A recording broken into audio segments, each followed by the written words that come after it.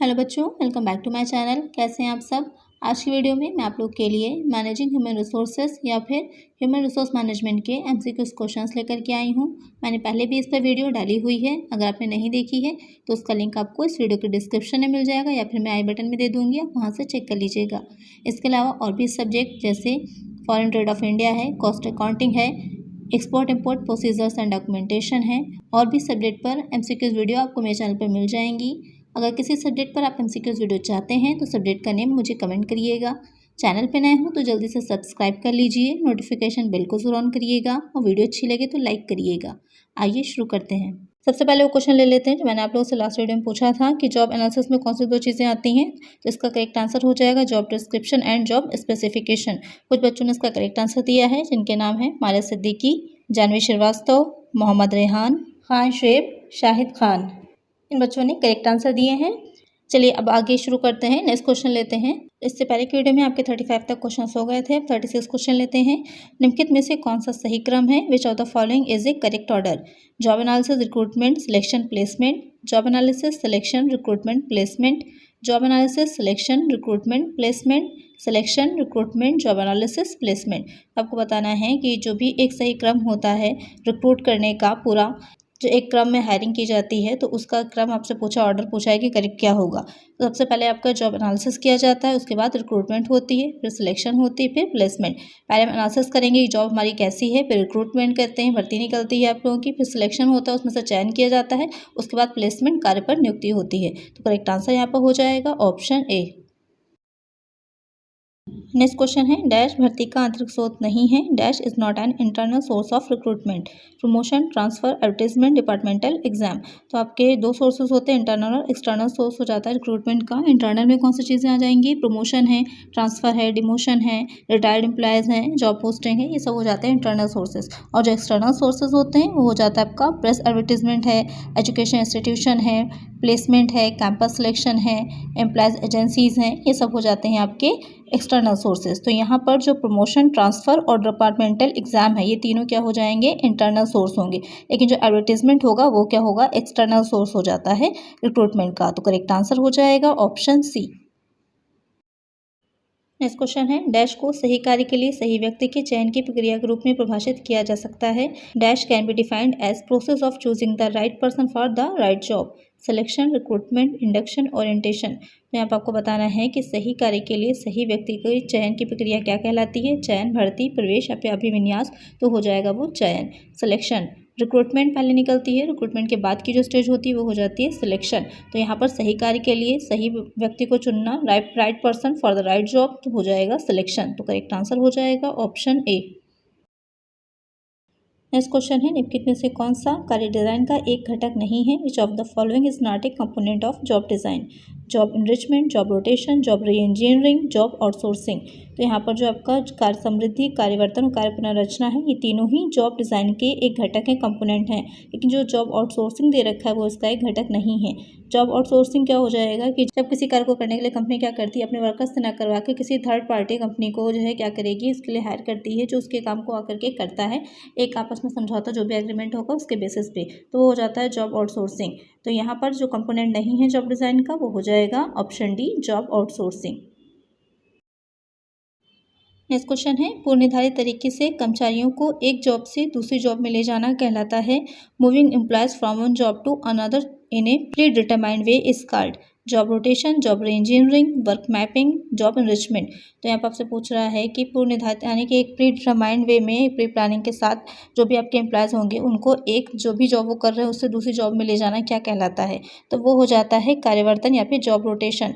ऐसा इसलिए भी किया जाता है कि एक ही तरह के काम करते करते क्या होता है, जो भी एम्प्लॉय होते हैं करके बोर भी हो जाते हैं। दूसरी बात ये होती है कि एक ही तरह का काम करने से बाकी जो उनकी नॉलेज होती है वो पूरी तरह से वेस्ट हो जाती है। एक जॉब से दूसरी जॉब में क्या किया जाता है, रोटेट करते रहा जाता है, जिससे कि उनकी लर्निंग स्किल्स बढ़े, वो सेटिस्फैक्शन फील करें, उनको मोटिवेशन फील हो, ये सारी चीज़ें आ जाती हैं जॉब रोटेशन में। तो करेक्ट आंसर यहाँ पर हो जाएगा ऑप्शन ए।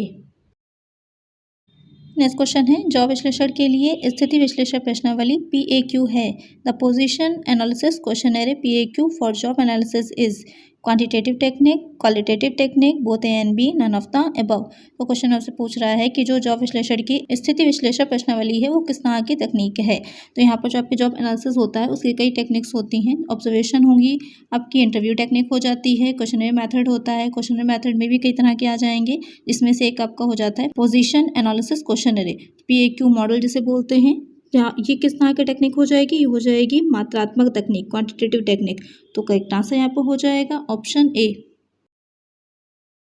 नेक्स्ट क्वेश्चन है, कर्मचारियों के लिए जॉब विश्लेषण आवश्यक है। Job analysis is a must for employees, training, performance appraisal, compensation, all of above. तो कर्मचारियों के लिए जॉब का विश्लेषण क्यों जरूरी है, क्वेश्चन आपसे पूछ रहा है। प्रशिक्षण के लिए, प्रदर्शन का मूल्यांकन, क्षतिपूर्ति के लिए या फिर सभी। तो कर्मचारियों के लिए जॉब विश्लेषण, जॉब एनालिसिस तीनों ही चीज़ों के लिए इंपॉर्टेंट होता है, ट्रेनिंग के लिए भी, परफॉर्मेंस अप्रेजल के लिए भी, कंपनसेशन के लिए भी। करेक्ट आंसर यहाँ पर हो जाएगा ऑप्शन डी।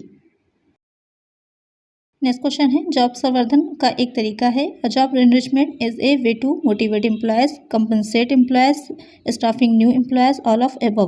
तो जॉब संवर्धन जो जॉब एनरिचमेंट होता है वो किस चीज़ का एक तरीका है या विधि है। कर्मचारियों को प्रेरित करना, कर्मचारियों को क्षतिपूर्ति देना, नए कर्मचारियों को नियुक्त करना, ये सभी। तो हो जाएगा आपका कर्मचारियों को प्रेरित करना, मोटिवेट एम्प्लॉयज। यानी कि जॉब एनरिचमेंट में जो जॉब होता है उसको इस तरह से डिज़ाइन किया जाता है कि वो इंटरेस्टिंग हो, चैलेंजिंग टास्क दिए जाते हैं, जिससे कि क्या हो, ज़्यादा से ज़्यादा मोटिवेट हो सके जो भी एम्प्लॉयज हैं उस कार्य को करने के लिए। तो करेक्ट आंसर हो जाएगा ऑप्शन ए। नेक्स्ट क्वेश्चन है, निम्नलिखित में से किसे जॉब विश्लेषण के लिए एक गुणात्मक दृष्टिकोण माना जाता है। Which of the following is considered a qualitative approach to job analysis. Position analysis, questionnaire, interviews, functional job analysis, all are qualitative approaches. तो क्वेश्चन ऐसे पूछ रहा है कि जॉब विश्लेषण, जॉब एनालिसिस की जो गुणात्मक दृष्टिकोण है उसमें से कौन सा है। तो वो साक्षात्कार हो जाएगा आपका। इंटरव्यू जब आप लेते हैं तो क्या होता है, अगर कोई रिटन एग्जाम लिया जा रहा है तो उसमें कोई प्रश्नावली आपको दे दी गई तो आपने भर करके दे दिया उसे, तो आपको और चीज़ों के बारे में नहीं पता चल पाएगा, जो उसने आंसर दिया सिर्फ उतना ही आपको पता चल पाएगा। लेकिन जो इंटरव्यू लिया जाता है तो जब व्यक्ति आमने सामने बैठ करके दूसरे से पूछता है, क्वेश्चन करता है, वो उसका आंसर देते हैं, तो उससे आप क्या कर पाते हैं, उसकी बॉडी लैंग्वेज से, उसके कम्युनिकेशन वो कैसे कर रहा है, और भी बहुत से स्किल्स को आप अंदाज़ा लगा पाते हैं, जान पाते हैं। तो वो क्या हो जाएगा, आपका क्वालिटेटिव अप्रोच हो जाएगा। तो करेक्ट आंसर यहाँ पर हो जाएगा ऑप्शन बी। नेक्स्ट क्वेश्चन है, जॉब विश्लेषण से संबंधित सूचनाओं को किसके माध्यम से एकत्र किया जा सकता है। The job analysis information can be collected through interviews, questionnaire, both A and B, none of the above. तो इससे पहले के क्वेश्चन में मैंने आप लोग को बताया ही था कि जॉब एनालिसिस की टेक्निक्स कौन कौन सी होती हैं। तो उसमें साक्षात्कार, इंटरव्यू और क्वेश्चनर प्रश्नावली दोनों ही आ जाएगा। तो करेक्ट आंसर यहाँ पर हो जाएगा option C, both A and B. Next question है, डैश का अर्थ है किसी व्यक्ति को एक विशिष्ट रैंक और उत्तरदायित्व को सौंपना। Dash means assigning a specific rank and responsibility to an individual. Selection, induction, recruitment, placement. तो आपको बताना है कि किसी व्यक्ति को कोई विशिष्ट रैंक, स्पेसिफिक रैंक और जो रिस्पॉन्सिबिलिटी दी जा रही है तो वो क्या कहलाती है। चयन, प्रवेश, भर्ती या फिर कार्य पर नियुक्ति, तो वो हो जाती है प्लेसमेंट। जब हम किसी को असाइन करते हैं किसी स्पेसिफिक रैंक पर, किसी पोस्ट पर, उसको कोई रिस्पॉन्सिबिलिटी दे देते हैं तो वो हो जाता है प्लेसमेंट करना, कार्य पर नियुक्त करना। यानी कि जब हमने भर्ती के लिए चयन किया उसके बाद प्लेसमेंट दी जाती है, उसे कार्य पर नियुक्त किया जाता है। तो करेक्ट आंसर हो जाएगा ऑप्शन डी। नेक्स्ट क्वेश्चन है, भर्ती के लिए सबसे कम खर्चीला तरीका कौन सा है। Which is the least expensive method for recruitment. Walk in interviews, campus placement, employment exchange, consultants. तो जो भर्ती का, रिक्रूटमेंट के कई तरीके होते हैं, आपने देखा ही होगा। उससे पहले मैंने आप लोगों को बताया था रिक्रूटमेंट के इंटरनल एक्सटर्नल दोनों तरह के। जो एक्सटर्नल में आपकी चीज़ें दे रखी थी तो कौन सा सबसे कम उसमें से खर्चीला हो जाएगा, तो वो हो जाता है वॉक इन इंटरव्यू। तो आपने देखा होगा जो स्पेशली प्राइवेट कंपनीज़ में आपने चीज़ देखी होगी कि बहुत से एप्लीकेशन हैं जिस पर की वैकेंसीज वो आती हैं, तो उस एप्लीकेशन पे आप क्या करते हैं, सर्च करते हैं, जो वैकेंसी आती है साथ में लिखा होता है कि इस डेट पर क्या है कि इंटरव्यू के लिए आप आ सकते हैं, इतने से इतने तक टाइमिंग होती है। तो क्या है, एक उन्होंने खाली अपना एक एडवर्टाइजमेंट उस पर दे दिया, उसके बाद जो भी इंटरेस्टेड कैंडिडेट्स होते हैं, एलिजिबल कैंडिडेट्स होते हैं, वो खुद जा करके इंटरव्यू दे सकते हैं। तो सबसे कम खर्चीला तरीका होगा ये। तो यहाँ पर करेक्ट आंसर हो जाएगा ऑप्शन ए। नेक्स्ट क्वेश्चन है, भर्ती आमतौर पर किसकी आवश्यकता पर प्रकाश डालती है। Recruitment usually highlights the need for stabilising job specification, job analysis, job description, none of the above. तो भर्ती जो निकाली जाती है, रिक्रूटमेंट जो निकलती है, तो आपने देखा होगा उसमें ये चीज़ें दे रखी होती हैं किस तरह का कैंडिडेट उन्हें चाहिए है। एलिजिबिलिटी क्राइटेरिया दे रखा होता है कि किस तरह का कैंडिडेट उन्हें चाहिए, उसमें कौन कौन सी चीज़ें होनी चाहिए, कौन कौन सी क्वालिटीज़ उनको चाहिए हैं। तो ये किस चीज़ को बताता है, ये बताता है कार्य विशिष्टता को, यानी कि जॉब स्पेसिफिकेशन को। तो करेक्ट आंसर यहाँ पर हो जाएगा ऑप्शन ए। नेक्स्ट क्वेश्चन है, रोजगार कार्यालय डैश भर्ती के स्रोत हैं। Employment exchanges are dash sources of recruitment. Modern, suitable, external, classical. तो जो एम्प्लॉयमेंट एक्सचेंजेस होते हैं वो किस तरह का सोर्स होते हैं, वो बाहरी होते हैं, एक्सटर्नल सोर्सेज होते हैं रिक्रूटमेंट के। तो करेक्ट आंसर हो जाएगा ऑप्शन सी। नेक्स्ट क्वेश्चन है, निष्पादन मूल्यांकन एक कर्मचारी के डैश को संदर्भित करता है। Performance appraisal refers to dash of an employee. Training, placement, assessment, induction. तो यहाँ पर जो परफॉर्मेंस अप्रेजल होगा, निष्पादन मूल्यांकन है, वो किस चीज़ को संदर्भित करता है, असेसमेंट को, किसी एम्प्लॉय की असेसमेंट को। ये देखना कि जो भी काम किया गया है वो जो भी हमने डिसाइड किया था, जो भी हमने स्टैंडर्ड बनाए थे उसी के अकॉर्डिंग हुआ है या नहीं हुआ है, और जो भी एम्प्लॉय है उसकी जो परफॉर्मेंस कैसी है, कंपनी में उसका कंट्रीब्यूशन कैसा है, इन सारी चीज़ों का असेसमेंट करना। तो करेक्ट आंसर हो जाएगा ऑप्शन सी। तो आज की वीडियो में इतना ही, मिलते हैं नेक्स्ट वीडियो में कुछ और नए क्वेश्चंस के साथ। अगर वीडियो अच्छी लगी हो तो लाइक करिएगा, चैनल पर नए हो तो सब्सक्राइब करिएगा, नोटिफिकेशन बेल को ऑन करिएगा, जिससे जो भी वीडियो में डालूँ उसका नोटिफिकेशन आपको मिल जाए। ज़्यादा से ज़्यादा फ्रेंड्स के साथ शेयर करिएगा। Thank you.